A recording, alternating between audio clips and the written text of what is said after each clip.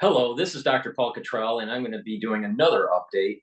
The previous video, it had a little bit of a hiccup with the speaker system, so it's working now. So please support my work by making sure that you share my videos and you subscribe to my channels. I have 3 YouTube channels. Links are in the description. I also have Brighteon, Bitchute, and Rumble. Links are in the description of this video, below the video, right?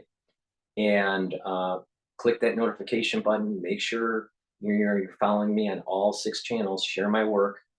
I am heavily censored on YouTube on certain topics that I say, especially that are related to the crisis that we just went through and the post-era part of that crisis. All right, so pay attention.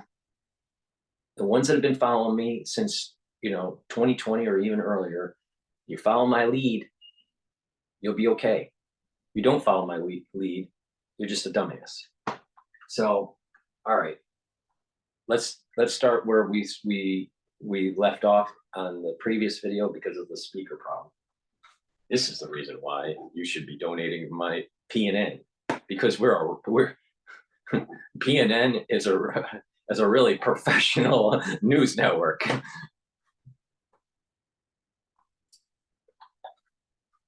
Tell us anything more about that. Well, the general mood here is also for no ceasefire, and Mr. Netanyahu has made that extremely clear. There's talk of there being a temporary truce or a humanitarian pause. Is really only talk at the moment. There have been demands from Arab leaders for this, but until all hostages are returned, this is not going to be on the table as far as Mr. Netanyahu goes. In an interview with the U.S. news network ABC, Netanyahu made significant comments about Gaza. Let's listen in. Those who don't want to continue the way of Hamas, it certainly is not. I think Israel will, for an indefinite period, will have the overall security responsibility, because we've seen what happens when we don't have it. When we don't have that security responsibility, what we have is the eruption of Hamas terror on a scale that we couldn't imagine. Ben Netanyahu there saying the country. That is the reason why I keep on saying that it's going to turn into a police state, and the technology that's coming right out of Tel Aviv is going to be ushering in 1984. And oh, by the way, for them to gain revenue, they're going to sell it to municipalities in the United States. And we're going to be, because of the whole digital currency and the BioPatriot Act, that I've been talking about for 4 years now. You're going to have this social scoring, right? And, if you are a dissident, if the ruling party doesn't like what you're saying, they're going to take away your job. They're going to take away your health care. They're going to take away your ability to transact through the banking system. So, the problem is that there are multiple dimensions to this issue. It's not just a Palestinian-Israeli issue. It's not just the Temple Mount building being rebuilt, which it will be rebuilt. It's not just Israel going back to the temple and biblical boundaries, right? But there is this ushering in of a surveillance state, because mankind has been doing stuff that they shouldn't be doing. And we're building slavery. We're building the next slave society, the next Egypt, right? The next Goshen, right? Right? We're all going to be part of this new slavery system if we don't destroy the surveillance state. If we don't destroy the national security state. And we're going to need God to help us, just like how God helped the Jews when they exited Egypt. All right, there's going to be a great exodus out of the surveillance state. So just be careful on this. That Israel isn't all lily white. It's not. It's not. I never said it was. But I do know this. The Temple Mount is getting rebuilt, and there's going to be the machinery and the sacrifices is all going to be rebooted.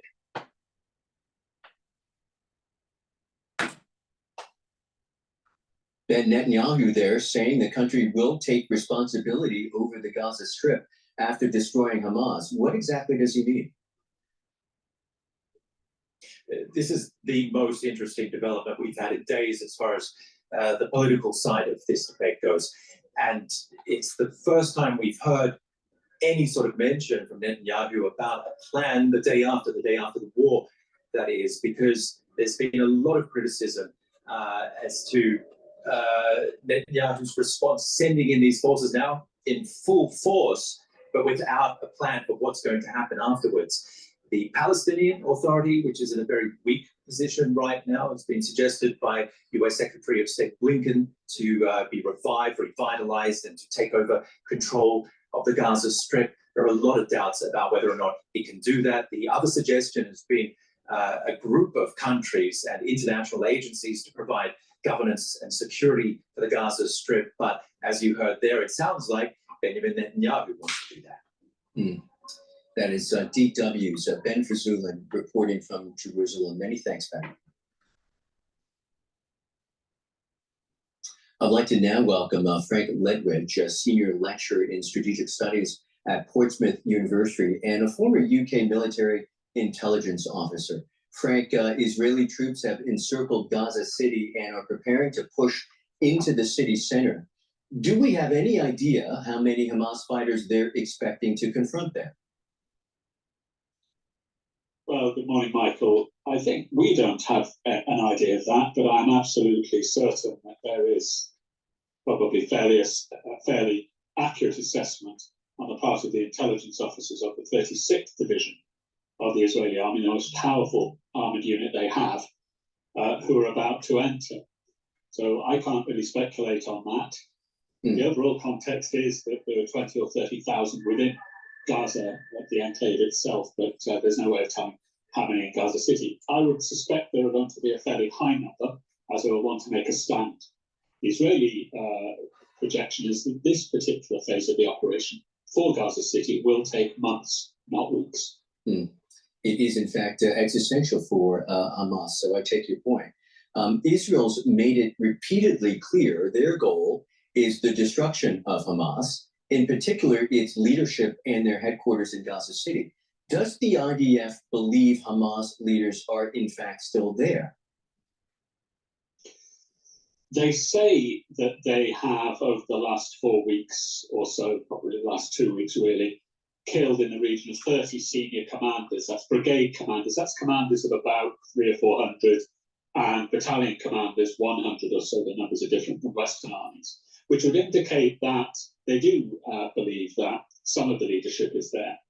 Now, one of the functions of cordoning off the northern Gaza area into the northern sector of operations is to seal off Hamas leadership and, of course, personnel who are already there, and kill them, capture them, I suppose, in some cases. And I've no doubt at all that the assumption is that there is significant elements of Hamas leadership there. Of course, the overall leadership is in Qatar, although there are operational commanders, for example, who are still certainly in Gaza.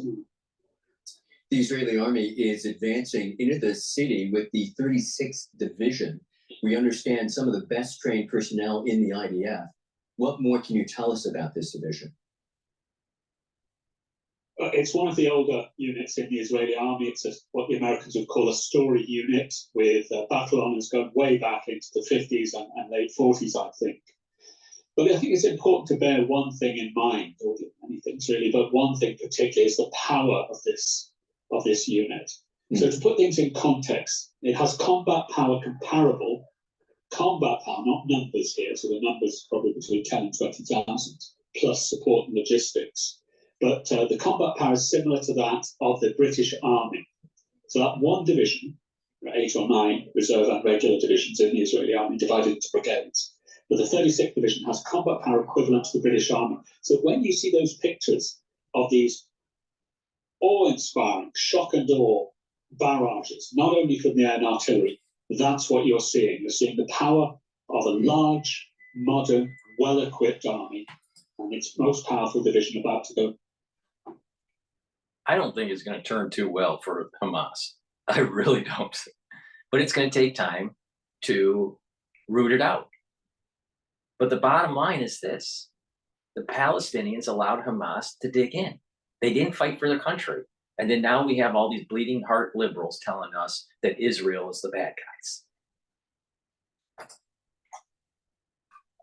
And its most powerful division about to go into action. Like I say, just to stress, by Western European standards, it's an extremely powerful unit, very well equipped. Frank, I'm curious, if the Israeli army succeeds in taking over Gaza City, what does it mean for the progress of this war? Is it essentially over? Or Why say if? It's when. If they start having problems and being able to control Gaza City, they're going to continually level it until they do have control. is it essentially over? Or will they face something like what the American forces confronted after toppling Baghdad? A smattering but persistent resistance of guerrilla forces hiding among the local population? I have no doubt whatsoever that they will. And this fed into the decision by Netanyahu, I think, over the last, or expressed over the last day, for Israel to take control of this, because there's no appetite whatsoever on the part of the Arab countries who talk a great game but do very little with respect to security in that particular region. And even less, I think, with the British, the French, and the Americans, who I think have had quite enough of occupying hostile areas in the Middle East. So that essentially left only the Israelis. And of course, the Israelis will be facing, undoubtedly, as you put it, desultory guerrilla action when and if when they take this area. The question for me, and I don't know the answer to this, is what, as you said, what will they do then? Will they then start grinding south? Will they start incrementally going, of course, on the population and resources? We don't know the answer to that yet. But for now, the question is, how long will this take? The answer is this phase, months. Reminds me of what former Secretary of State Colin Powell said. He said, you break it, you own it, when he was talking about Iraq, of course. That is Frank Ledridge, Senior Lecturer in Strategic, and a former UK military intelligence officer. Many thanks, as always, Frank. Thank you, Michael. Let's now bring in Shayna Lowe. I want to, we'll go back to Shayna, but Michael Moore is talking on Al Jazeera right now. And I think President Biden, both when he was there and since he's come back to the United States, has essentially said, don't make the mistakes that we made, that we were very much in a rush toward revenge. We were very, I mean, everybody here, anybody who remembers that day, it was frightening. It was a sense of pretty much, I'm guessing how most Israelis have felt for many years, something like this would never happen. And then it happens. And the fact that it took hours, 6 hours, 8 hours, 12 hours before help arrived. First of all, this guy drives me fucking nuts. One, he's an ultra fucking liberal. Two, he's a glutton. And three, he's got an RBG doll in the background. And that's the justice that died. That's the ultra liberal. I can't take it anymore. These people are fucking crazy.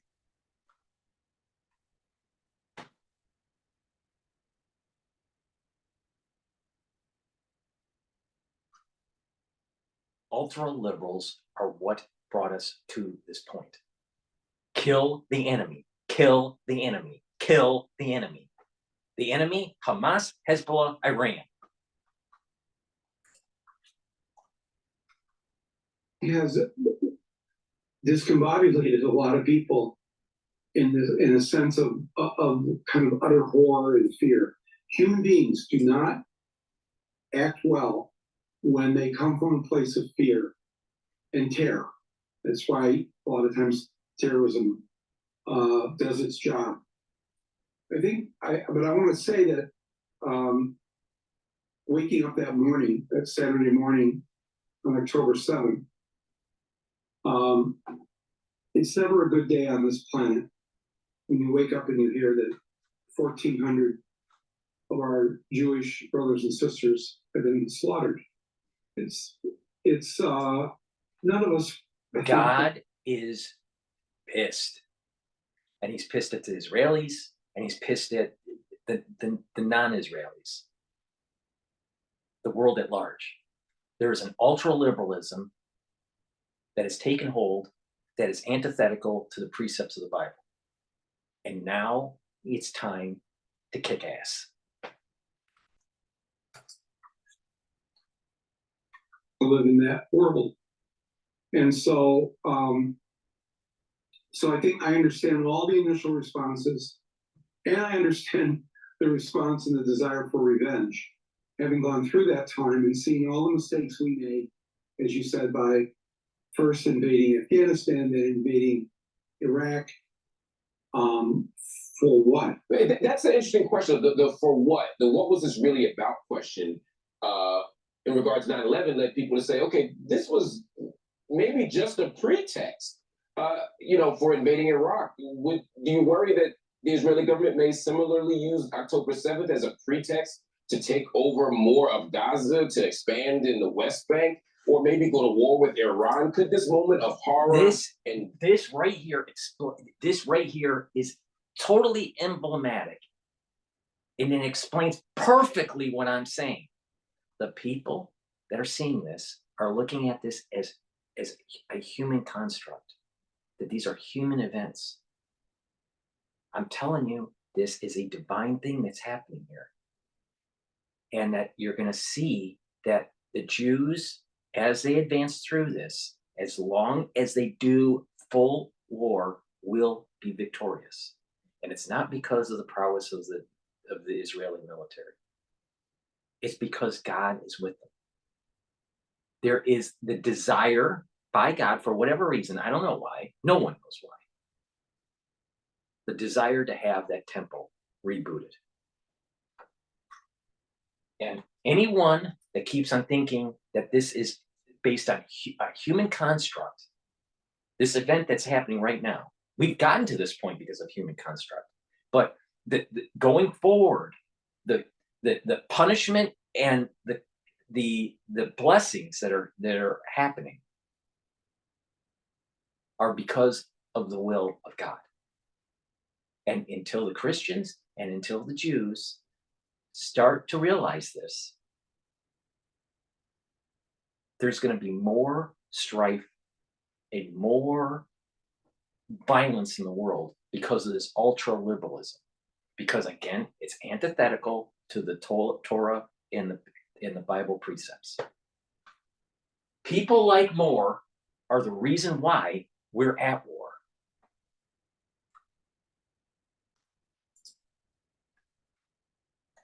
in fear turn into an opportunistic moment for something else? Well, I think it already has. And let me just say this, and this is what maybe one issue that most people on the right or the left, pro-Israel, pro-Palestinian, pro-human life, and I think, I'm guessing just the polls I've seen just out of Israel, Netanyahu has to go. The people were not protected. What was he doing? Why had they pulled the army back? Why? We know one reason they were pulled back into the West Bank was to support the settlers and their violence against the Palestinians. I mean, he's going to have to answer for this. It's not going to go You'll never see a liberal ever realize that the Temple Mount is getting rebooted. Israel's borders are going back to biblical borders. And it's a much bigger issue than just Gaza Strip, because that means taking land away from Egypt that should have never been negotiated away after the wars, taking a land away from Lebanon taken land away from Syria, taken land away from Jordan.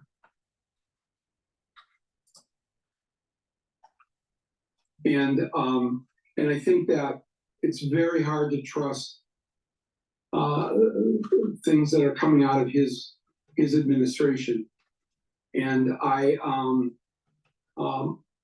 slaughter that we're witnessing now is so, I don't know how to put words to it, frankly. I mean, it's not an Israeli slaughter. It's God slaughtering the people that are preventing the temple from being built.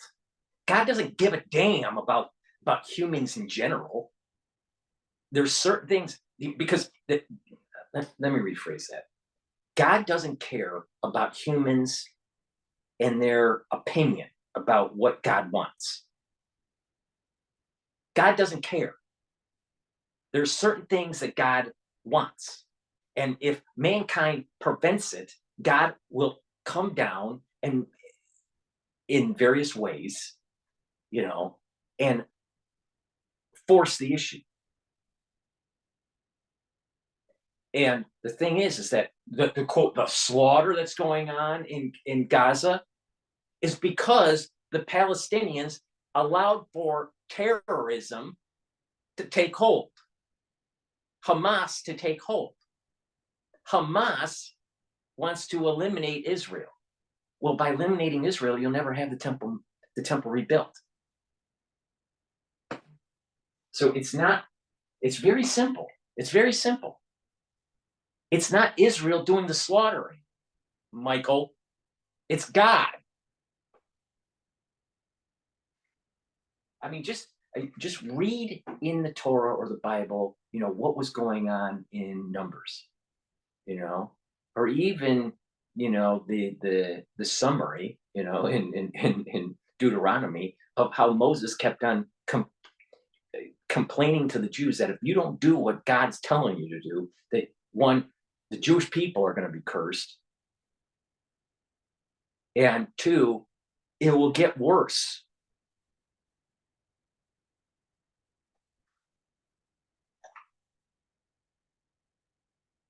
There were many times in the Torah and in the Bible where the Jews didn't go full out, even though God told them to. And they were cursed. The Jews were cursed because of it. They didn't follow God's commandment. God told them to do something, and I'm telling you, this is all about the Temple Mount. It's not about some bullshit strip along the Mediterranean. And these people don't get it. They'll never fucking understand this. Why? Because he's a fucking glutton. Why? Because he supports a crazy judge that's dead.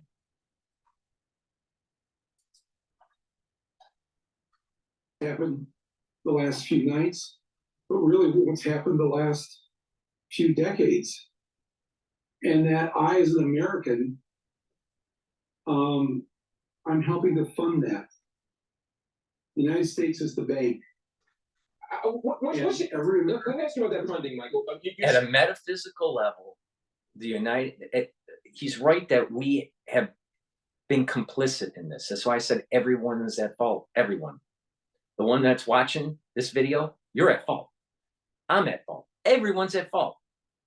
But the ones that see what's going on and prepare and repent and try to do the right things to allow for a peaceful existence in the world, starting with the foundation of rebooting the temple, are going to fare a lot better than the ones that are like him. Now, maybe he'll wake up, lose some fucking weight, and repent. But the reality of the situation here is that you got ultra liberals that will not realize that the Temple Mount is being rebooted, and the Jewish people and Israel have to be in existence to allow that to happen. You have had the Dome of the Rock Mosque, right? On the Temple Mount, since, I don't know, I could be wrong on the date, but like the 1300s or something like that. The 1200s, I don't know. Yeah, 1300s, I think it was, maybe 1200s. How much peace in the world have we had? Not much.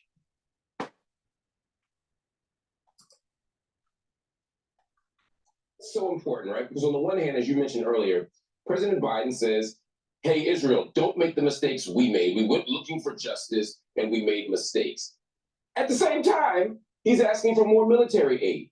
He said that intellectualizing this, trying to use some sort of UN international resolution concepts isn't going to work in this case. There's an ushering in of the Messianic era, and we are part of the generation that is the stepping stone for that. We are going to be the warring generation to allow for peace and prosperity for future generations to happen, because we fucked the world up so badly. And more is part of the problem. Half war is going to make it worse. Since being killed is just the price of waging a war. You can't square that circle easily. What do you do? What should the U.S. be doing? Well, we should not be trying to increase the slaughter. We should not be funding the war. I think most Americans have. The United States has been given a blessing for a long time. We've screwed things up. Just look at our people. Half of our people are a bunch of dipshits. Maybe more than half. All right? Are a bunch of dipshits. They don't even deserve to live. They're just a bunch of dipshits. The United States is at a fork in the road. Support Israel and you'll be blessed. If you don't support Israel, you're not going to be blessed. And you know what? The United States is in the decline. We are the yoke of a new era. We are the yoke of a new era. That means that we are going to be the energy source for the new era in the Middle East. The new century isn't going to be China. It's going to be the Middle East. And as that's happening, the United States is going to slowly start to decline. Just like how the United States was, the era of the United States coincided with the decline of the British Empire. We are the yoke for Israel. There's an organism. This is the reason why you listen to Dr. Paul Cottrell. There is an organism that is developing in the womb during these tumultuous times, and that organism is Israel. All right, this Messianic era. And it needs an energy source in its early development. And that energy source is the yoke. And that yoke is from the United States. If we cut off the yoke before, this organism fully develops, we're going to be cursed. It's the ultra liberal needs to get it in their head that they are at fault for the massive curse that's coming down. No problem with making sure that there are no more Israelis killed and providing for the defense, but that's really not what's going on right now. How do you justify the slaughter of children? And some of these nights, half of the dead, half of the wounded are children. What are we getting back? What are we trying to do? What? RGB, not RGB, red, green, blue, RBG, RBG, all right? Ginsburg, right? Judge Ginsburg, he has the little doll in the back, right? She was part of the problem. Jewish liberal. Like I said, Jewish liberals are part of the problem. Jewish liberal that led to slowly erosion of the family unit, which leads to 60 million kids, 60 million fetuses, 60 million babies killed in the womb because America wanted abortion rights. And he's whining about kids that are being killed in the time of war. What about the 60 million babies that were killed because of policies from RBG? Michael Moore, huh? See, this is another classic example on how the ultra liberal keeps on eating its tail. I mean, I can't make this up. RBG, Ruth Ginsburg, doll in the background with Michael Moore, the ultra fucking liberal, telling me and the world at large that we got to worry about the children in Palestine. What about all the black children that were aborted? Michael Moore. The children do, and how are we defending Israel? By having more dead children. And anybody who can't say right now, you know, especially people who say, oh, I support Israel and I will, you know, defend Israel, and then support and fund the massacre of innocent civilians and children, you have no credibility then when you say that you support Israel. Well, that kind of hypocrisy, that kind of contradiction. You don't have any credibility when you support abortion rights. Killing of children in the womb rights. You don't have any credibility, Michael Moore.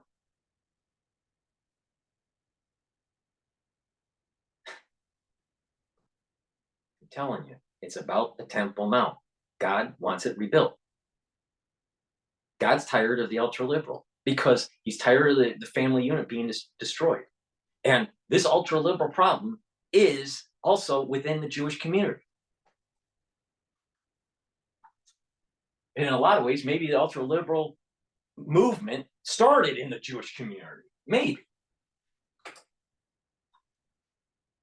It isn't just with people, it's with governments too, including our government. I mean, Human Rights Watch put it perfectly. They said the hypocrisy and double standards of Western states are flagrant and obvious. And that, of course, the US and other Western governments have to apply the same principles regarding Russian atrocities in Ukraine as they would with, quote, Israel's brutal disregard for civilian life in Gaza. It seems like we pick and choose when we're going to be outraged, when we're going to intervene. Dropping millions of leaflets, calling millions of times with recorded messages, calling individual people tens of thousands of times to get the hell out of the way because they're going to blow up their building, isn't just disregard for civilian lives. I mean, that's bullshit. Of course, it's on Al Jazeera pushing RBG and pushing an ultra-liberal agenda. And then over his right shoulder is Texas.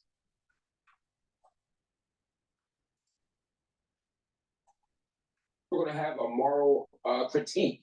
Would it be fair to say that the U.S. foreign policy position is fundamentally hypocritical?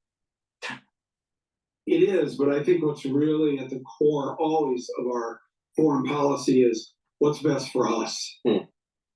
And so Israel and from the very beginning of the creation of Israel, the American government and the American military has always seen this as a good thing for us. Well, that's true. In the contemporary time, it was all about oil and making sure that we had an ally in that region. All right. And it has a lot to do with UK in British Petroleum. All right. I'll grant them that. But Israel wasn't created by man. Israel was a covenant between a group of people that accepted the Torah and God. And those boundaries and that covenant has never ceased since the actual giving of the Torah at Mount Sinai. So we're talking thousands of years, even with Jews going into the diaspora when Rome destroyed Jerusalem. There were a few Jews that stayed in Israel. There's never been a time since Joshua going over the river and into the promised land.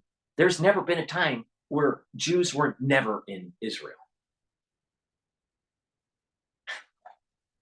Those are the fucking facts.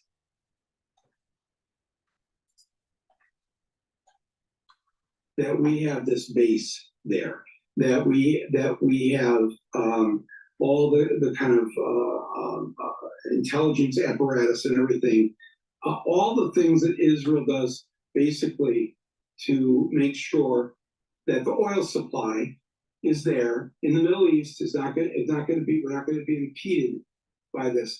And I think too, and I've had Israeli friends say to me, we get that what's really behind this, either politically or militarily wise.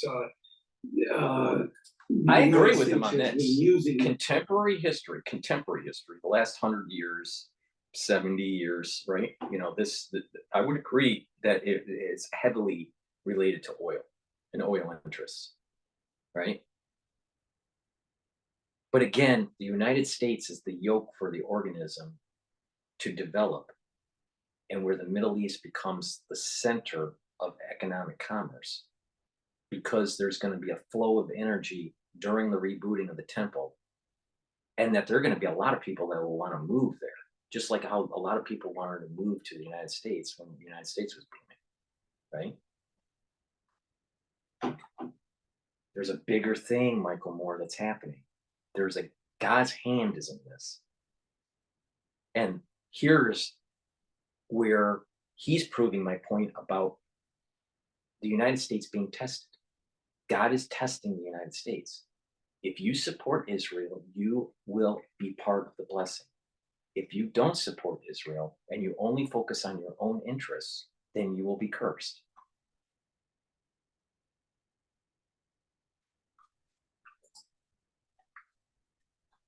Israel in that way for many, many years. Another thing that comes to mind, though, is the role that the media plays. Again, I think back to your work. In 9/11, the media helped beat the drum for war. Post 9/11, they beat the drum for war in Iraq. They beat the drum for war in Afghanistan. They continue to beat those war drums. Similarly, today we see the media adopting pro-Israel approach, pro-war approach, not as uniformly as post 9/11. There are voices urging caution. There's social media, which is far more complicated and diverse and sometimes messy. But at least we see more dissent than we did 20 years ago. Has the media learned a lesson? Have we learned a lesson from before? I think so. I think because of the what's still. I think we've learned a lesson in terms of the cost of war, the dollars. We're running out of money. Our bond market is terrible. We have problems with inflation. We've been in the Middle East under a false pretext for 20 some odd years. But the problem with what we were doing in Iraq and Afghanistan is different than what is going on here. Keep that in mind. It's different. There's a difference between human wars and godly wars, holy wars. All right. And I'm telling you, quote, holy wars, right?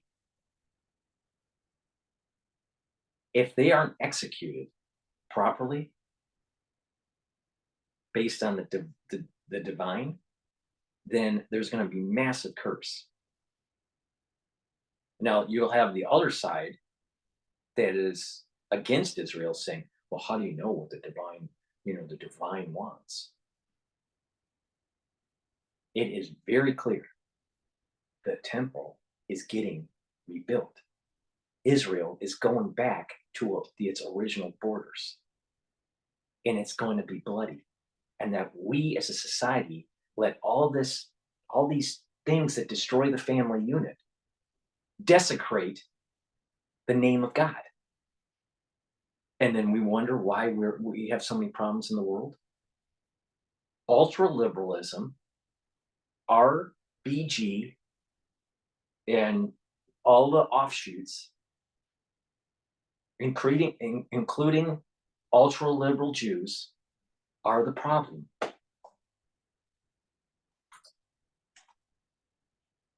I'm back and forth about the hospital that was bombed. Was it an Israeli rocket? Was it a Palestinian rocket? That'll all come out, by the way. We will all know the truth of everything. Yeah. I'm confident of that. But in the meantime, the New York Times and the others have had this sort of What he's talking about is that first rocket that hit the parking lot next to the hospital. All right, this is being recorded on November 7th. This Al Jazeera Live. All right, this is November 7th. That incident took place, I don't know, a week ago, 2 weeks ago, right? And it was proven that the rocket that was shot from Gaza by Hamas or Islamic Jihad misfired, partially blew up in the air, and fell down on a bunch of cars and started burning them up. And there weren't that many people that died from it. But meanwhile, the health ministry of Gaza, the Palestinian health ministry, said it was 500 people. And everyone in the media, even myself, thought that was the number.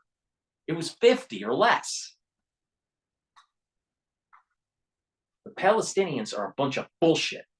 You know why? Because they're overtaken by Hamas. You know why? Because they didn't fight and prevent them from them entrenching in Gaza. Now, is it possible that the Israeli intelligence spawned Hamas? Maybe. But the Palestinians should have fought it.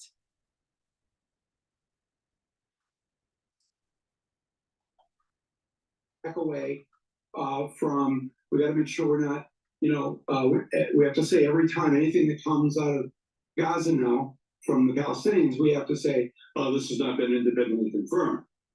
And we should all know that anyways as consumers of media.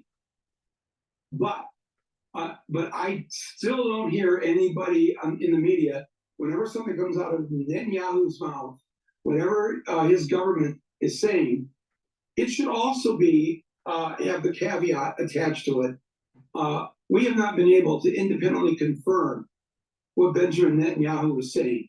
And so we're in the fog of all this right now. We don't know a lot. Many organizations are saying that. BBC saying that, Al Jazeera saying that, France 24 saying that. So, I would say there's more people saying, questioning both sides.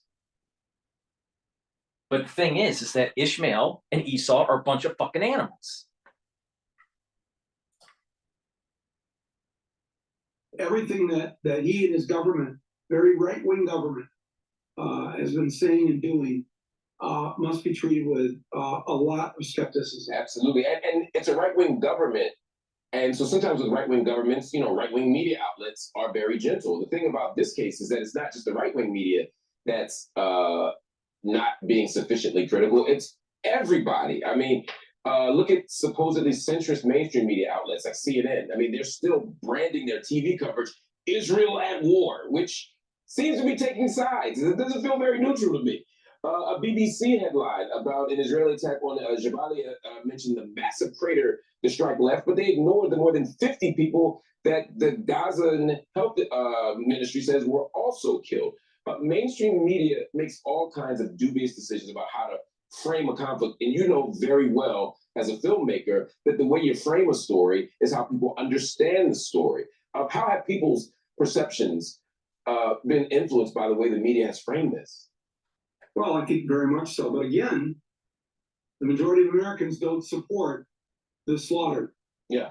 and they want the humanitarian aid in now, not 20 trucks a day or 50 trucks a day, 500 trucks a day.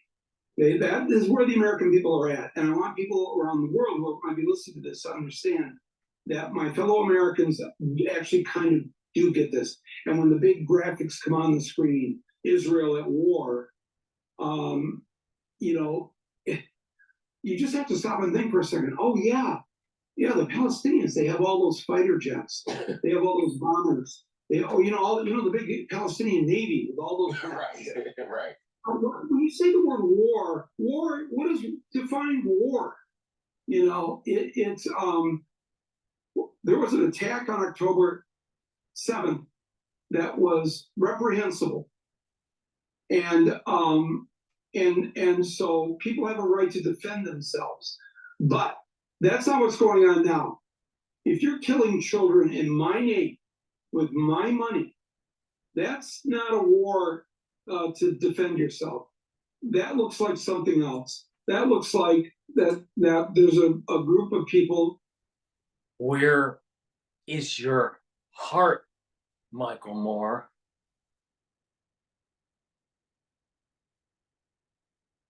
On Hamas digging tunnels underneath the civilian population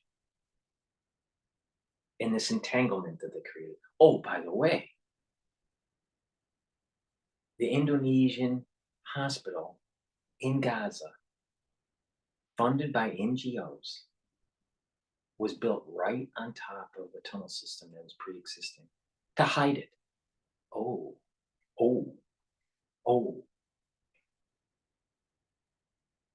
You got to do the entanglement.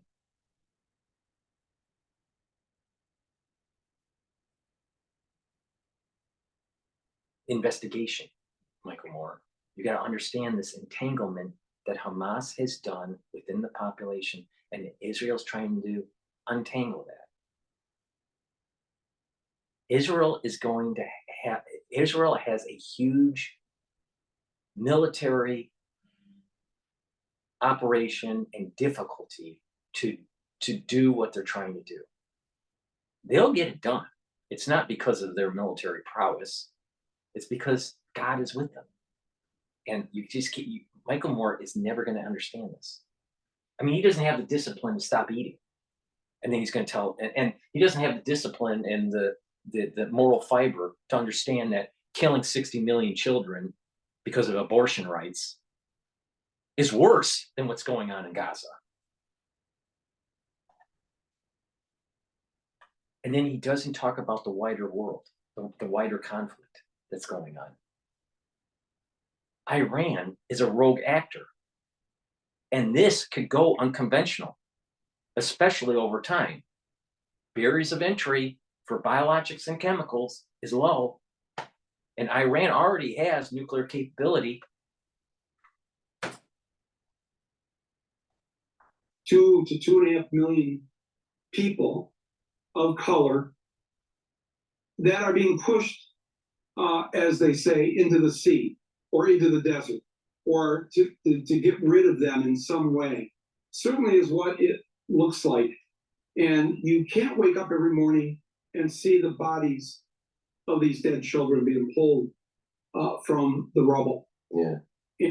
And I think a lot of what Netanyahu was doing was very similar to what Bush was doing. He messed up.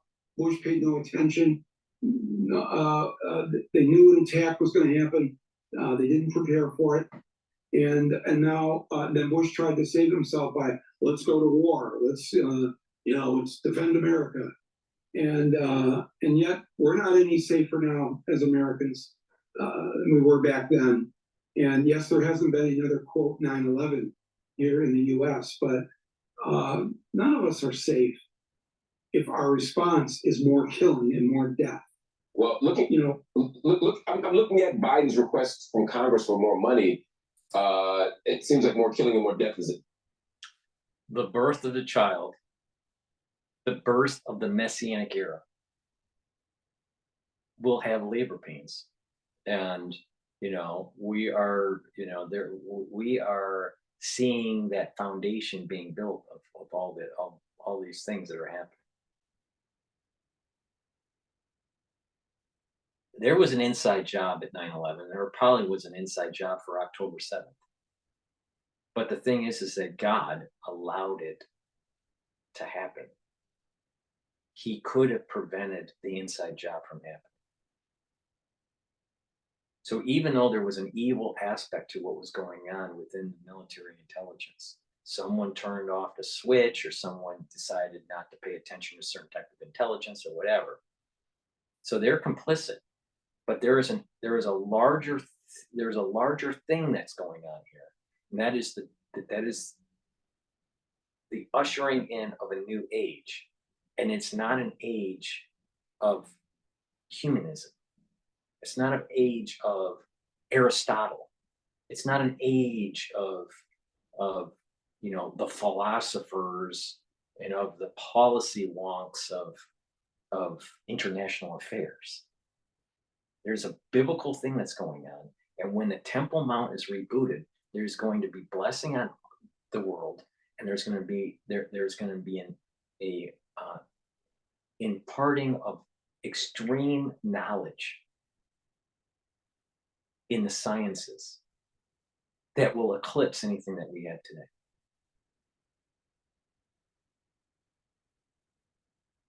And we don't know. We don't know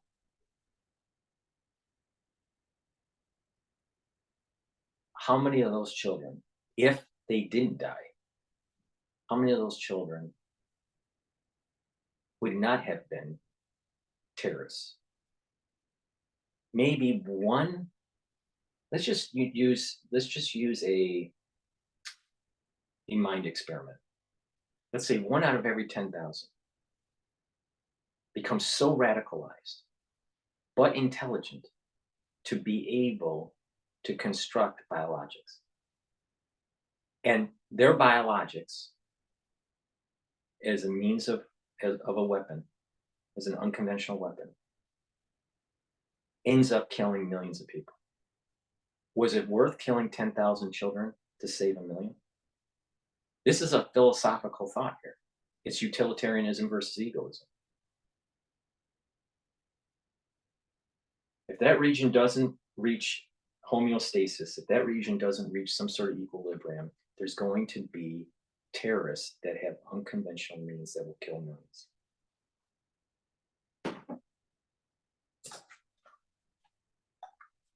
Well, Biden's asked Congress for $14 billion for Israel's defense.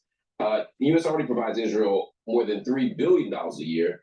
He's also asked for more money for Ukraine, on top of the tens of billions of dollars that's already being spent in the fight against Russia. Now, what's interesting to me is when Biden made the case for this spending, he did more than just make a moral argument. He did more than just make a political argument. He made an economic argument. On October 19th, he talked about the number of U.S. states that those weapons would be made in, as if to say, this isn't just good for defense, this is a jobs program. What do you think of the argument that making more weapons is also good for the average working American? We don't fall for that anymore. The majority of people don't fall for that. And I got to tell you, Biden, the things that he said in the sort of position he's taken, I'm pretty sure what he's doing privately behind the scenes with Netanyahu. And I know they tried to slow things down a bit to try to get humanitarian aid in, to try and get hostages released. And I would say, I just want to say to people in Gaza, anybody who's holding hostages, release them now. It's not just in terms of the goodwill that will come from that, but do it because it's just right. It's the right thing to do. And know, again, as the Israeli press has informed us, when they started to release the first 4 hostages a week or so ago, and I think I heard one spokesperson for the IDF say, this is all just PR, them releasing hostages. Wow, what's that thing we learned when we were kids? That when you accuse me of something, it's quite a sign. It may be what you're doing too.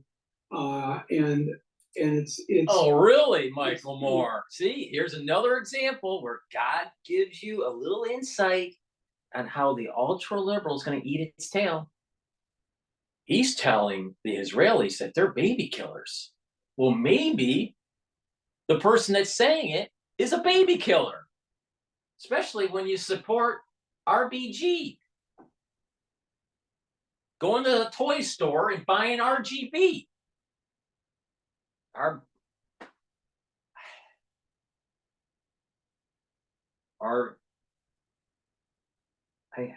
can't deal with them anymore. These ultra liberals, why can't we just put them in a boat and just send them away to Atlantis?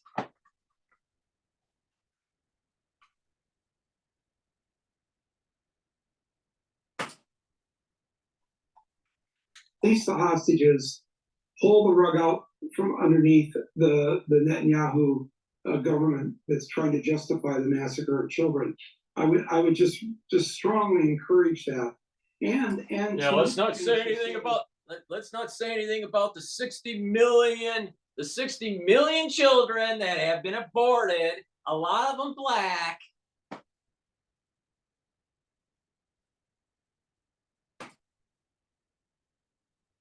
Both sides have to have a ceasefire. The killing has to stop. There was a moment last week that I got to be honest with you, still is sitting in my craw. I would like to know. Last week, I would like to know if this anchor is promoting reparations. The press secretary was asked if President Biden thinks anti-Israel protesters are extremists. Rather than answer the question, she called the protesters anti-Semitic and compared them to neo-Nazis who marched in Charlottesville back in 2017. There's an obvious divide on the left between supporters of Israel and supporters of Palestinians. But this is a Democratic White House calling critics of Israeli policy, who on most other issues are probably the allies, anti-Semites. What do you say to the people like the press secretary who make those kinds of claims? My podcast team, my producers, went down to Grand Central Station in New York City on Friday night at rush hour because we'd heard rumors that people was going to be like a flash mob or people were going to show up there during rush hour to kind of shut Grand Central down. And when we got there, what it was an organization called Jewish Voice for Peace. And packed inside of Grand Central were well over 1,000, mostly New York Jews, sitting down and expecting to be arrested in an act of civil disobedience, wearing T-shirts saying, ceasefire now, not in my name. Yeah. People had family members who had been killed on October 7th that wanted to make it clear that their deceased loved one would not want children being killed. Where were the Black Lives Matter during the Black Lives Matter protests? Where were the blacks that said "not in my name" as they were burning down the towns? Because they were killed. Yeah. It was and so the call, I saw that so I said, so basically you're calling these thousands of Jews in New York City anti-Semites? I mean, really, you're really working the PR machine hard when you're calling fellow Jews awful terms like that. So it's it's not going to work. And I think this is very frustrating for Israel, the Israeli government. That we've had a couple of generations of. It's a classic example. What happened at Grand Central, and I have a video about it. It's the liberal eating its tail. It's eating itself. It's the ultra liberal Jew is a big part of the problem, and that's part of the reason why God's cursing Israel and cursing the Jews is because of the ultra liberal Jew. And the ultra liberal Jew doesn't understand that the ultra liberal non-Jew in the United States is going to eat you, just like the ultra liberal Christian doesn't realize that this Hamas, BLM, anti-America mentality, anti-family mentality that's in the ultra liberal core of their beliefs are going to eat you. They are going to go after you. The ultra liberal is aligning with evil. And we are all being judged on this. I am not wrong. I am not wrong on this. This is another example. Not just in the US, but in Israel and in Palestine and around the world, where they kind of get what's going on now. And so you're just not going to be able to make stuff up. And I'm very disappointed in President Biden for using this language. But I gotta say, in the back of my head, and I have nothing to back this up on, I just think that publicly Biden has taken this position that we're 1,000% behind Israel and we're going to send as many weapons as possible and this and that and whatever. But I think behind the scenes and in his phone calls with Netanyahu and just reading some of the analysis of all this. Oh yeah, really, there's certainly been some leaks. There have been some policy experts who've weighed in on this and said absolutely that it's not nearly as uniform a position in the United States and Israel as it looks publicly. But there's something. And publicly, Biden doesn't like Netanyahu. He's made that right. I was in New York. Just he's proven my point. God is testing America, and in the administration. God's doing tests at the social level, at the administrative level, at the individual levels, at the countrywide levels, right? At different levels. God's testing the Democratic Party and the Biden administration. Are you going to be on the side of Israel, or are you going to pick short-term thinking for a power grab? And if you pick the wrong side, you're going to get cursed. And most likely the Democratic Party will pick the wrong side. And what's going to happen is that it's going to usher in conservatism. It's going to usher in Trump. And it's going to usher in a stronger family. We need a stronger family unit in the United States and in Europe. There is not a civilization that has survived long term that has had a destruction of the family unit, the promotion of death through abortions, the promotion of, this gender fluidity stuff. Strong family unit and core principles that are precepts to the Bible is what's going to make a society strong and vibrant and have a strong work ethic. The ultra liberals don't have a strong work ethic. The ultra liberals are crazy. The ultra liberals kill children in the womb.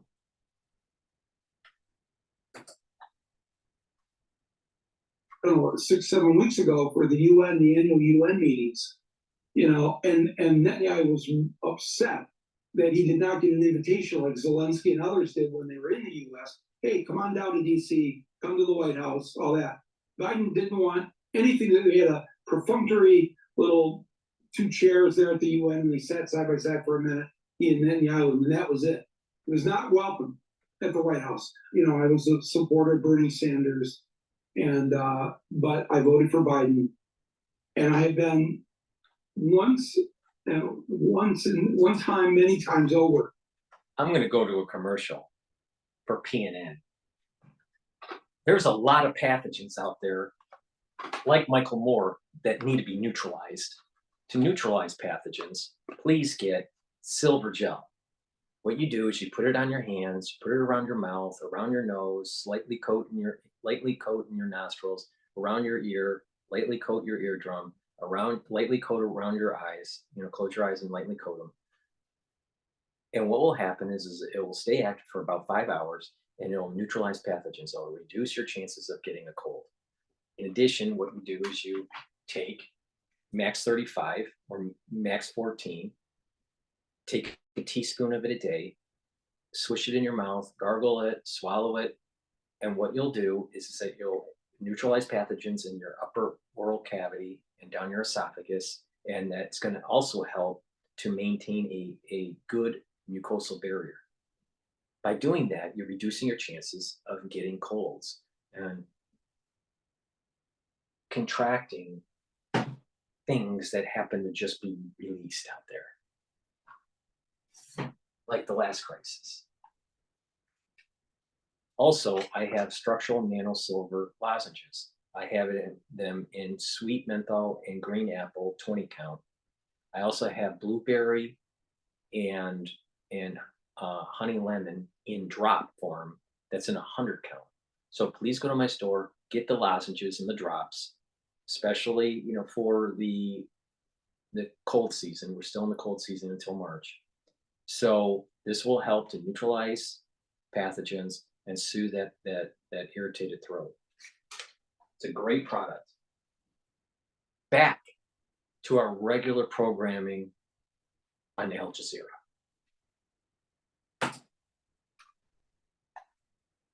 Very kind of surprised and happy with the things that Biden has done since he's been president to help the people, to help the poor, to stand with unions. I've never seen a president go to a union march or demonstration to support the union against the automakers.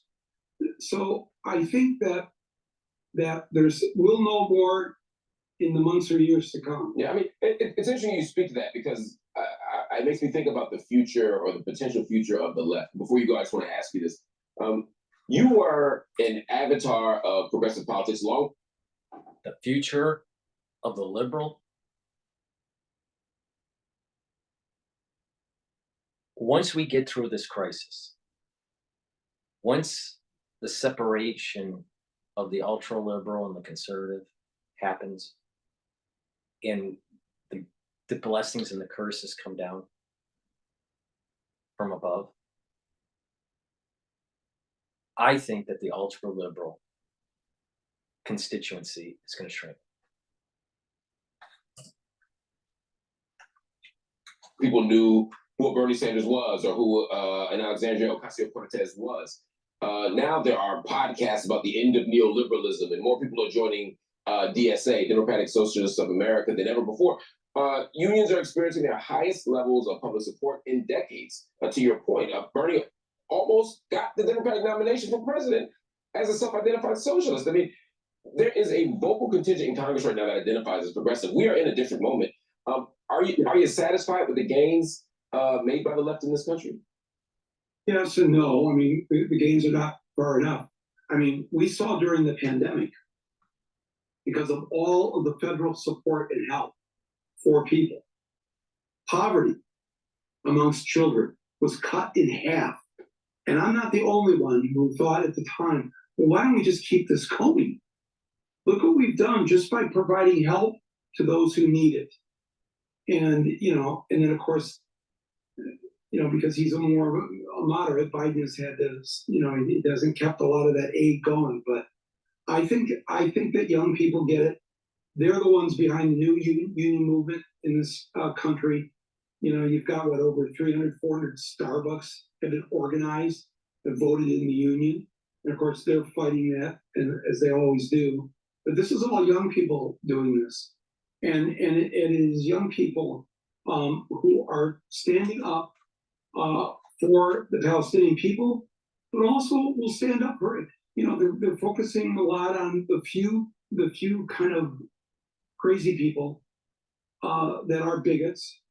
A thing like this, Israel, what they've been doing, playing into the hands of bigots, and that's kind of white supremacist support. But that is not this country now, and the right wing will not run the show here. Again, I really believe in that. I don't believe Trump's going to get elected back into the White House. There are so many millions of Americans who he doesn't think that Trump's going to get. Obviously, he is not on the same page as I am. Trump is getting reelected because Robert F. Kennedy, or is it Robert? It's Robert Kennedy Jr. He is now an independent. he's going to take votes away from the Democratic Party. Just like how Ross Perot took votes away from the Republican Party. Trump's getting in. On top of it, there's an awful lot of people that really can't stand ultra-liberalism. And as you heard on Al Jazeera promotes Islam. All right? Islam is not a peaceful religion. Islam is not for the Christians, and Islam's not for the Jews. When they get more power and their caliphate gets stronger, they will go against almost every single policy that Michael Moore supports. Again, the snake is going to eat its tail. Trump's getting reelected. And then his head will explode. And when his head explodes, you're going to see shit all over that room, all over the RBG doll in the background, all over the map, because his head's full of shit.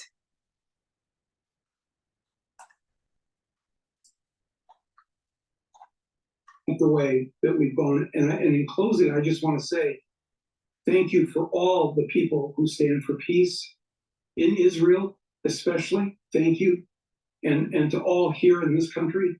I'm weirdly optimistic. Maybe I shouldn't be, but I just don't think Netanyahu and his gang are going to get away with this. And I think that the slaughter will end, and maybe not soon enough. Michael, thank you so much for joining us.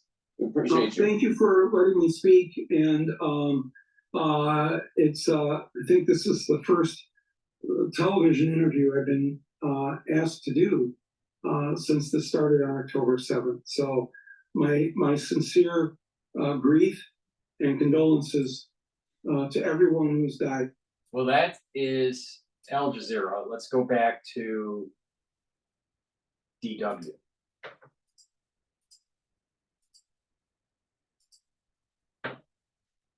Let's now bring in Shayna Lowe, a communication advisor with the Norwegian Refugee Council based in Jerusalem. Shayna, the UN chief, Antonio Guterres, says nowhere is safe in Gaza. Very few would know this better than your own team on the ground there. What are they telling you? So we have a staff of 54 trapped inside of Gaza. Most of our staff has fled from the north to the center and south of Gaza. But as you said, no place is safe. Just this morning, I spoke to my colleague Yusuf, who's in Khan Yunis, who told me that there was an airstrike on a building very close to where he was sleeping around 6 a.m. this morning. Day after day, we are hearing from our colleagues that even those who have fled, that the south is not safe. We've had colleagues lose family members in the south, including one of our colleagues, Amal, whose 7-year-old son Khalid was killed in an airstrike on Rafah a couple of weeks ago. And what we're hearing in addition is not just is it not safe in the south, but similar to the north, people now are struggling to find basic necessities, food, clean water, even waiting in line 5-6 hours a day just to get half a portion of bread. The Palestinian Red Crescent says that aid deliveries into Gaza are much lower now than before the war. I'm afraid it's a question we'll keep asking until there's significant change on the ground, but how dire is the humanitarian situation today? Each day it seems to be getting worse and worse. Just 2 days ago, I spoke to a couple of my colleagues who told me that they hadn't been able to find any water that day and were resorting to drinking cola because they had no alternatives. We are struggling even in our aid distribution that we're working on to find water and procure water to distribute to those who have been internally displaced. Day after day, we're hearing that it's getting to be even more of a struggle to find these basic goods. And until there's a huge ramping up of the assistance going into Gaza, people in throughout all of Gaza are going to continue to suffer. The important thing also to note is while we need a huge increase in And on their subtitles, graveyard for children. UN chief, situation in Gaza is a crisis of humanity.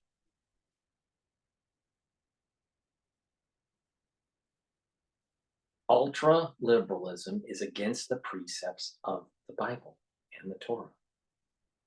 If you're not going to follow the precepts of the Bible and the Torah, don't be surprised that there is a curse that comes from above through war and destruction.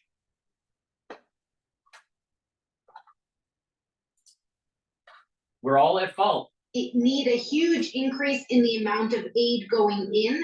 I think we had 92 trucks yesterday, which still fell short of the 100 trucks minimum that the UN has said is needed in Gaza. Is we need fuel to be in order to be able to distribute that aid throughout all of Gaza and reaching the few 100,000 people who remain in northern Gaza. And we also need a ceasefire in order to assure that humanitarians can go and distribute that aid and people seeking assistance can. Pause to help. Ceasefire, no. Why? Because Hamas is going to dig in more. And it's going to be harder for the Israelis. And the Israelis are going to take more casualties. In the war, by full destruction of Hamas, full destruction of Hezbollah, and Iran. Liberal. Aid and people seeking assistance can go and access that aid safely and without concerns that they will be killed while seeking out aid. Understood. Your organization is one of many asking for ceasefire. 1 month after the conflict started, what are your hopes?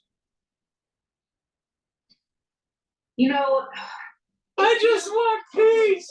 I just want peace. I don't want to realize that actually the whole world is too fucking ultra liberal.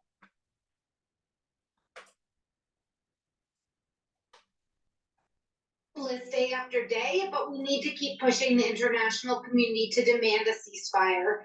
Palestinians in Gaza cannot take it any longer. Each day, our colleagues tell us This is a curse from above. There is retribution happening. Now, within that retribution, there is a blessing for ones that repent. And God doesn't give a damn what the UN thinks. each day, our colleagues tell us, is the worst day of their lives, and the next day turns out to be harder than the previous one. And it's going to get worse, honey. Ceasefire cannot come soon enough. We need an end to this madness. We need an end to these hostilities. We need an end to the killing and displacement. And that's really, only going to happen. That is only going to happen when you completely destroy Hamas, Hezbollah, and Iran, and the temple is rebooted. Really, I cannot stress how much we are praying and hoping for a ceasefire, despite the fact that we're hearing resistance coming from Israeli authorities. Our thanks to Shana Lowe from the Norwegian Refugee Council for your time and your perspective. Thank you. Well, the European Union says it is stepping up its delivery of aid to Gaza. So for more on this, let's bring in DW correspondent Rosie Burchard, who is standing by for us at an airport in Belgium, Ostend-Bruges Airport, where a plane with aid is preparing to depart. Good morning to you, Rosie. Good to see you. So tell us, what aid is actually being sent? Yeah, good morning from Ostend near the Belgian coast. And behind me, that plane is getting filled up with humanitarian aid. Mostly what I've been told is it's nutritional supplements, so food to get to people, and also health supplies, so medicines, equipment for hospitals, which we're told is really, there's a dire need for it. Now that plane will be bound for Egypt, where it will be taken, the stops will be taken by the Egyptian Red Crescent and then into Gaza. Now the EU says it has over the past month essentially quadrupled its humanitarian aid for Palestinians. And we've heard from the EU Commissioner this morning here at this airport saying the Red Crescent. See, This is exactly what I'm talking about with the Islamic community going against Judaism and Christianity. The Red Crescent. And you can't have the Red Cross. It has to be the Red Crescent. See, seems very benign.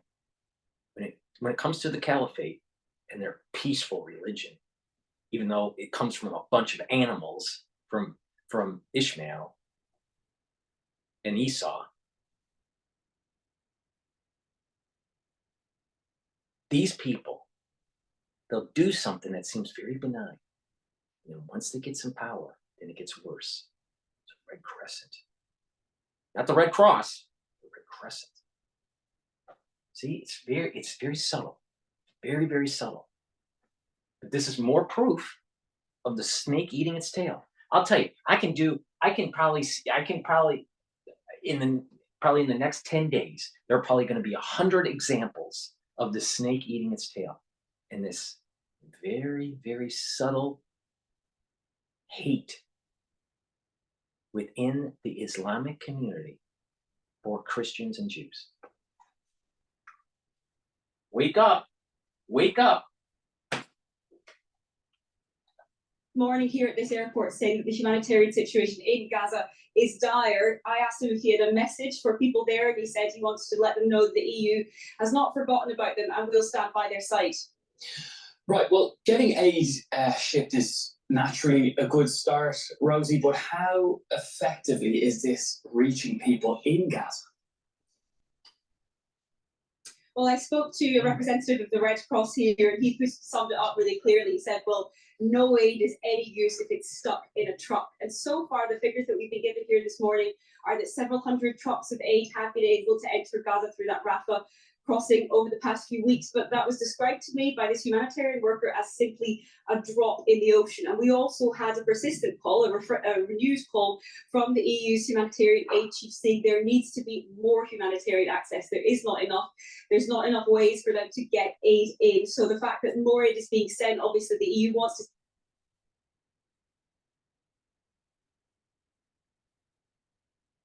Red Crescent. The Red Crescent. To help support my news coverage, please go to my store, the-studio-reykjavik.com, and purchase structural nano silver soaps. Neutralizes pathogens. It's a high quality soap. I have many different versions of this, the different varieties. So please go to the store, take a look at it, get a few bars of this. This is a very high quality structural nano silver soap. So you don't smell like a crazy ultra liberal. Part of my anti-aging protocol is taking C60. It is a very strong antioxidant. I take a teaspoon of this a day, and you just swallow it, right? And what will happen is that it will neutralize those reactive oxygen species in your cell that's causing cellular stress. When you neutralize them, the cell is healthier and you age slower. You'll boost up your mitochondrial health. You'll boost up your ATP. You'll have more energy. Take C60. It's a very strong antioxidant, and when you couple it with the other things that I do on my store for my anti-aging protocol, you'll see huge gains in improvement in your health and slowing down the aging process. This is in avocado and in coconut, in 2 ounce, 4 ounce, and an 8 ounce bottle. Please go to the store, get C60. It is the best antioxidant that you can get to help to improve your health. If you work out a lot and you need that recovery, take C60 before your workout and you'll recover quicker. Because when you're working out, you're creating reactive oxygen species. All right, so it's important to actually have more antioxidants as part of your supplement routine when you work out heavily, like a weightlifter, a bodybuilder, or a marathon runner, triathlon runner, these extreme sports, right? But even when you're not an athlete, just using this as an anti-aging protocol is going to do huge benefits for you.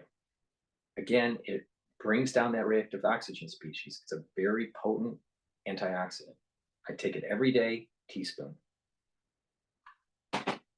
And what is interesting is that you'll notice that when you take the C60, right, and swallow it, wait a few minutes, and then you take the liquid structural nanosilver, like the Max 35, you'll notice that because you're neutralizing pathogens, right, and it brings down that inflammatory response, and the C60 is helping to bring down the reactive oxygen species, and by doing that, you're bringing down, stress in the cell and lowering the inflammation.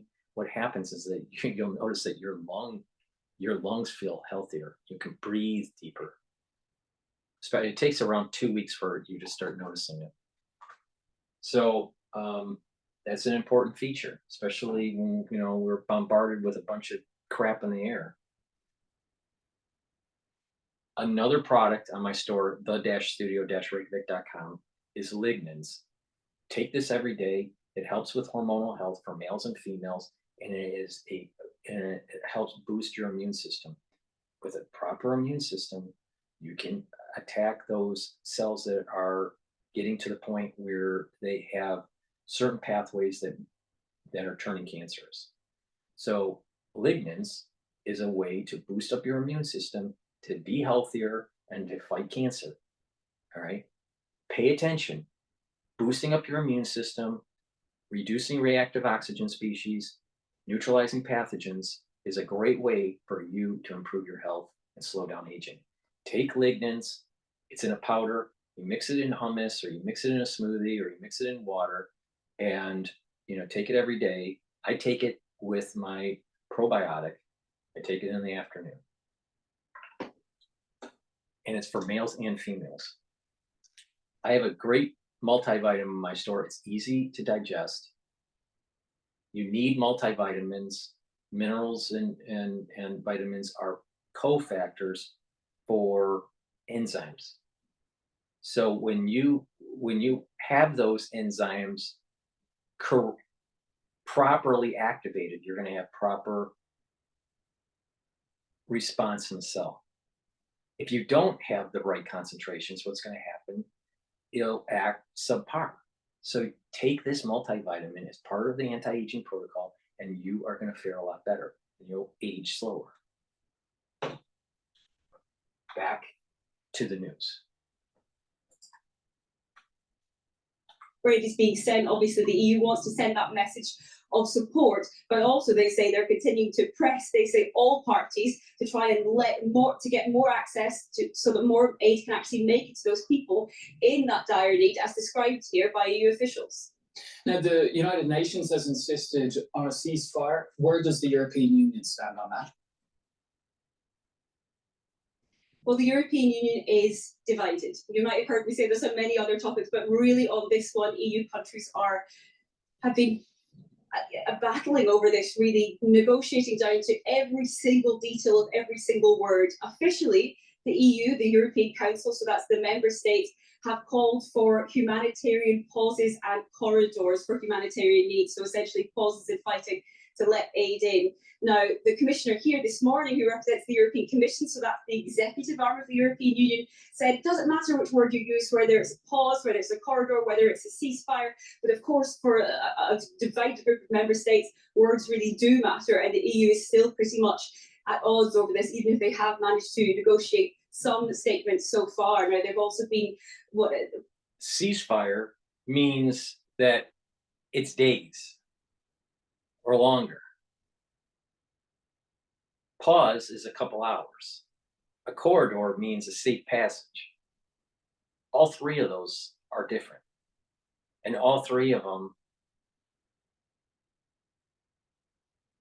have different levels of helping Hamas.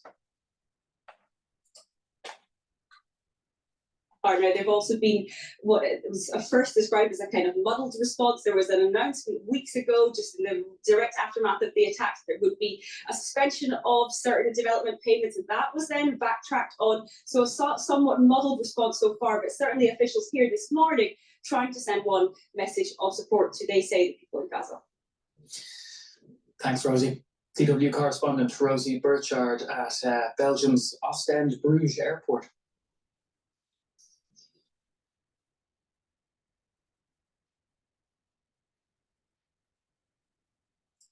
I'm going to show you something that just showed up on Al Jazeera. And I'll tell you, with my medical background, I think that this picture is showing bullshit.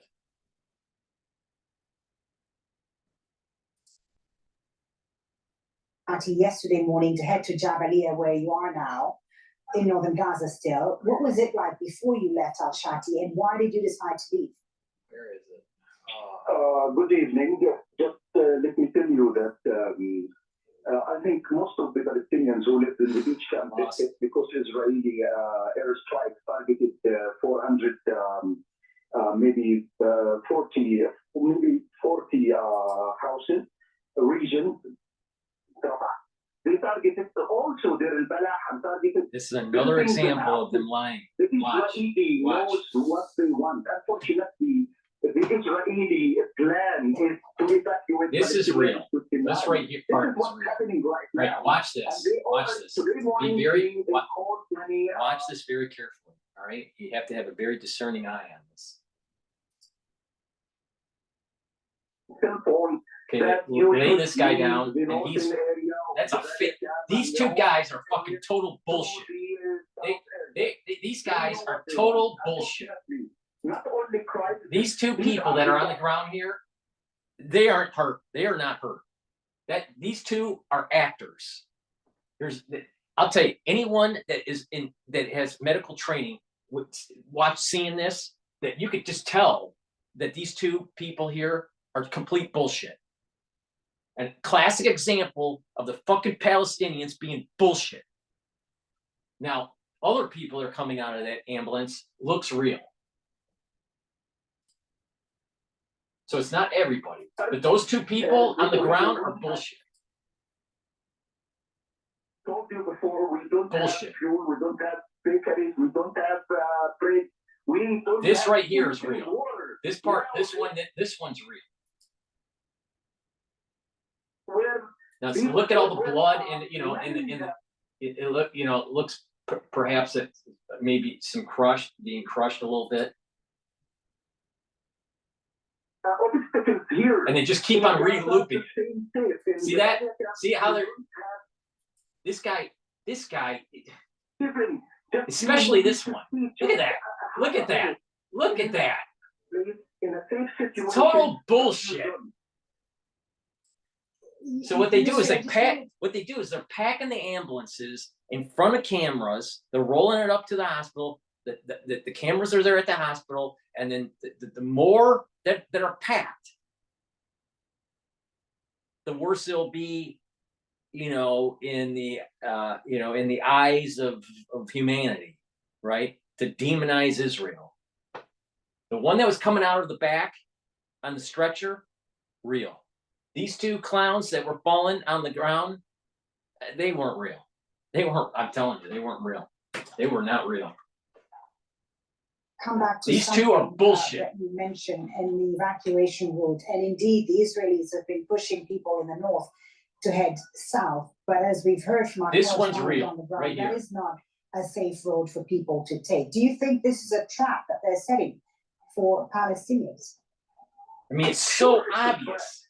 Look at this. Watch this guy. Look at this. Just, it's like fucking Clownville. Israel didn't recognize the UN resolution. I'm telling you, the Palestinians and Hamas, they changed the wording of certain things to try to accentuate their point of view. Sometimes it's very benign, like red crescent. And this is another incident. I'm probably the first one on YouTube to show this, to show you that these two people are fucking bullshit. All right. And if you don't believe me, ask any person that was that's gone through, ER or, training or, some sort of triage training, and they're going to say the same fucking thing. It's bullshit. Palestinians are bullshit. Any of UN resolution, even 191, 242, 338, 282, 334, these are many UN resolutions asking or calling for Palestinian rights, but Israel, the whole world now can see what's happening. There were a genocide against Palestinians, women and children. Yesterday morning, my son is telling me I will write, if we certify, a book about what happened in Palestine. Everyone here, even the children, think of this or are any human in any country of the world, even Somalia or any country of the world, thinks of this like Palestinians now? No. The Israeli now are committing. So you just probably witnessed a first, right? Another first, right? Based on that feed from Al Jazeera. Please support my work by going to my store, the-studio-reykjavik.com, and following my anti-aging protocol. Or you can just buy individual products, like the silver gel. This is a great skincare product. It also helps to heal cuts, scrapes, minor burns, acne, and neutralize pathogens around your mouth, around your nose, around your ears, around your eyes, on your hands. Stays active for 5 hours, and it's in an easy dispenser, so it's really good to just keep it in your bag. I partnered up with Rainbow Herbals, and we have developed very high quality deodorants. These deodorants also detox. The reason why is because they're made from very, very high quality essential oils from the Himalayas. And not only that, there's a harmonic to the essential oil. All right. So you're not going to be able to get a better deodorant bar. So I have it in citrus, and the other scent is peppermint lavender. Get this deodorant bar, and it'll help to also detox. Use it every day. It'll help to detox your body, get your body healthier, and it's multi-purpose. Detox and use as a deodorant, so you don't smell like a crazy liberal. Go to my store, the-studio-reykjavik.com, and get a couple of those bars. Part of the anti-aging protocol is to reduce inflammation. Take turmeric. Also, if you work out a lot, you want to take higher doses of turmeric to recover quicker because of the sore muscles, and and that inflammation that takes place when you're working out, like you're running a marathon or whatever, right? But it's not just for people that are working out. You take this every day as part of a routine, and you'll slow down the aging process. Aging happens because we don't neutralize pathogens, we don't neutralize reactive oxygen species, and we're not controlling pro-inflammatory cytokines. This will help to bring down inflammation and reduce aging. Get your body healing and improve your immune system. Clarity factor. This helps to reduce and eliminate brain fog. Take this every day in the morning. I take it twice a day. I take it in the morning and in the mid-afternoon. This will help you to focus at work and focus at school. It's a great product, and it'll help maintaining those dendritic connections, because your brain is, your neurons are firing. So this is part of mental, like a mental care, right? You want those neurons to be healthy. Take clarity factor on a regular basis. Another product to control that inflammatory response is ashwagandha. This helps to control blood glucose levels. By doing that, you're bringing down that inflammation, and you're going to heal your body. oh, by the way, if you control your blood glucose levels, you're going to reduce cardiovascular disease too. Those are the many products that I have on my store. Please, again, go to my store, the-studio-reykjavik.com. Take a look at all the products. Get some of these products for the holidays. They're perfect for that, for getting someone towards taking care of their health, right? And if you do this on a regular basis, you're going to see these huge gains. Your immune system's going to get better. You're going to feel more energetic. You're going to get healthier. Thank you for supporting my work. Please make sure that you subscribe to all my channels. I have 3 channels on YouTube. I have Brighteon, Bitchute, and Rumble. Please subscribe to those. Please help support my news coverage by donating on my website. On the homepage, it's the-studio-reykjavik.com. Link is in the description of this video. Go to the store. At the very bottom of the homepage, there is a link for Stripe or PayPal donations, and please donate. If you would prefer, you can also donate through Buy Me a Coffee or to help support my news coverage. Please be a paid subscriber to Patreon. That helps to support the news coverage. I provide all my videos for free. All right? I don't have a paywall. I don't hide information with people. Some people will do a little snippet and say, go to my Patreon so you can see the whole thing. No, I feel that if I am going to say something, it's probably really important for you to pay attention, to, you know, to protect your health, to protect your savings, or, you know, understand the crazy stuff that's going on in the world.